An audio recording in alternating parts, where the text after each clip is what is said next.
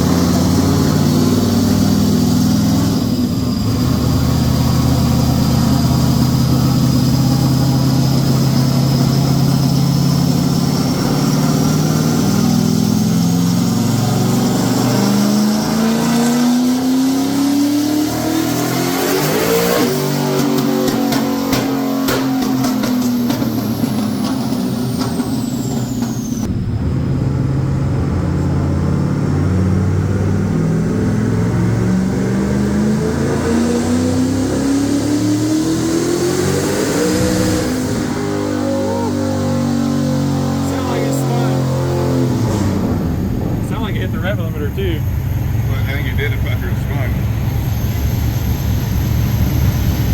That was a little over 10 pounds. Woo! 701. It lost like 90 horsepower.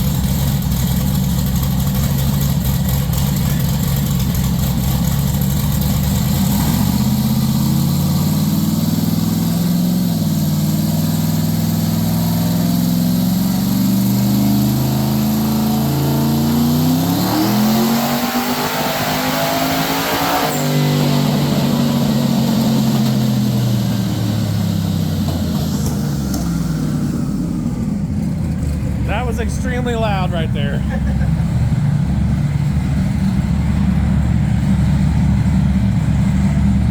The suspense. Exact same thing. Yeah. Oh, he's just making probably like a baseline since we raised the fuel pressure. A little bit less boost. 1 more horsepower at less boost.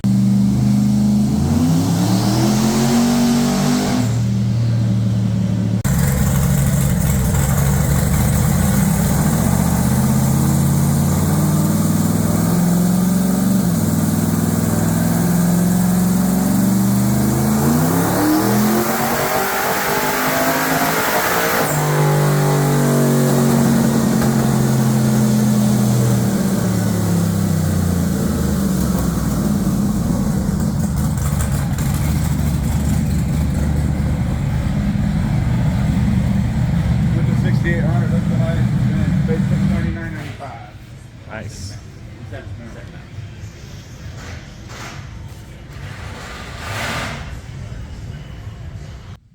So at this point in the dyno session, we had made, well, Joey had made about 700 horsepower, and he mentioned that he had a misfire. You could see it in the RPM scale on the log. You could, as the line goes up, it'd have just a little dip, and a little dip, and a little dip. And it just kept doing that, going up the scale. And so we stopped there. We threw some plugs in it. Said, you know, maybe it's just a plug. You know, no big deal. Made another pass. Still had the miss. Then we asked Justin if we could borrow his spark plug wires off of his Mustang, because they're nice and long, like what we needed. So we threw those on there. Still had a miss, and at that point we decided to abort the session. There's no need to damage the engine just to see what it'll do. You know, it made 700 horsepower on 7 cylinders, so that's pretty impressive in itself. I think it was on like 7 pounds, I think, on that last run. So, but yeah, at that point we loaded it up, brought it back to Topeka, and diagnosed that it had a bad trigger wire in the harness, in the Holly harness. I was able to find a wire that was already pinned. I just stuck it right in the plug, ran it like outside the car, and then spliced it into the harness that goes to the cylinder 2 coil trigger, and the miss went away. Put my I put my timing light on the spark plug wire, and you could see it flashing, you're right, with each pulse. With the way it was before, it would miss 4 cycles, 6 cycles, and when you rev it up, the light would almost go out, no matter what we did. But I stuck that new trigger wire on there, and it came back to life. Now we've got an 8-cylinder again. So the next video is a couple passes we made on my dyno, and they made 700, I think, or 800, I can't remember. But the miss was gone. You know, you couldn't hear it, you couldn't see it in the RPM scale on the logs. So that was good. And then we started to play with the 2-step a little bit. That was fun. That's always fun. And then after that, they took it back to Joey to have him tune it some more. And I didn't get to go this time. I had to work, so it's life, right? But Josh got a bunch of videos for me, so I'll post the videos of it on my dyno, and then the videos that Josh took. And here we go.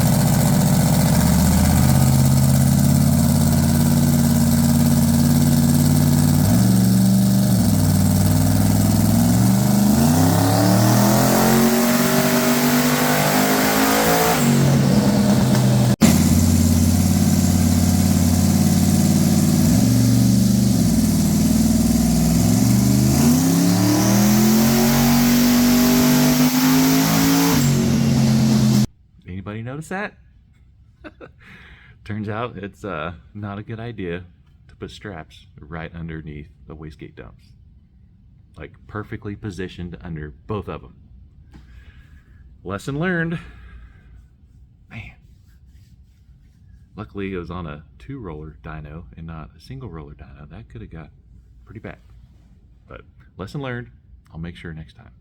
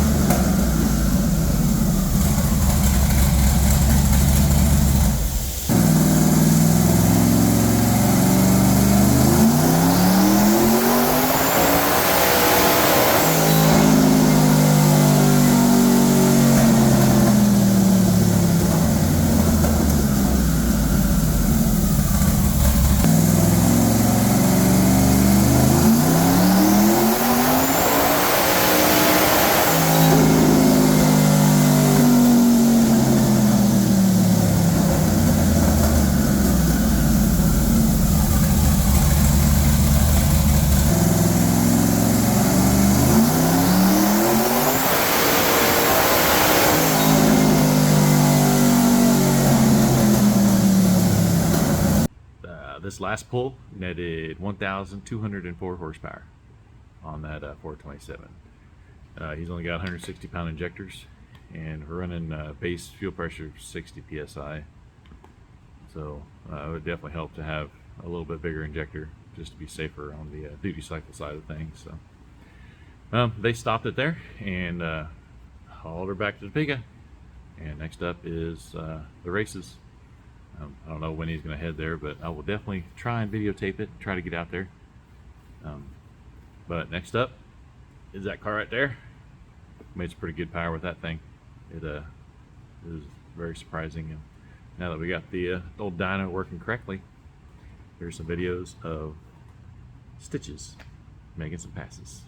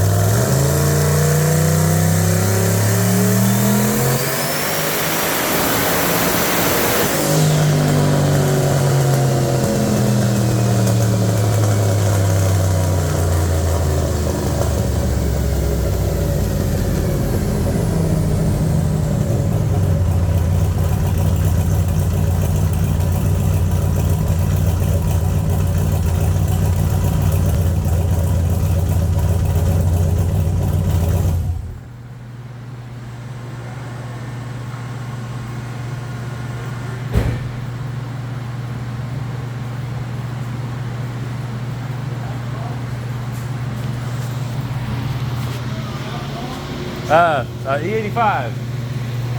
Yep.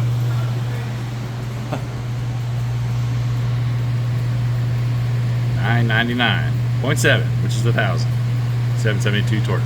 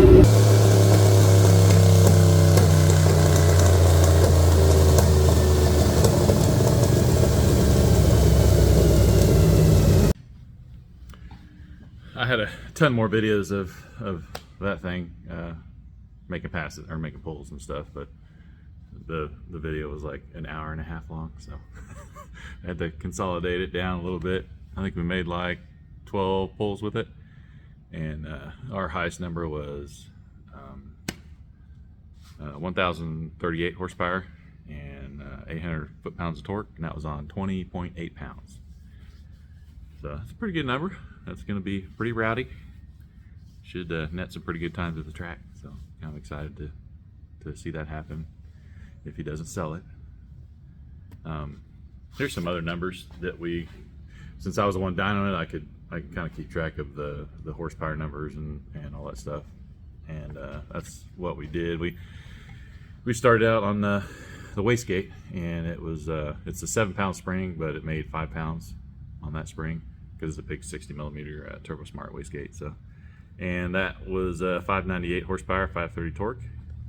And then we started turning it up on the single 3-port boost controller, and 8.5 pounds, 8.5 psi, it made 675.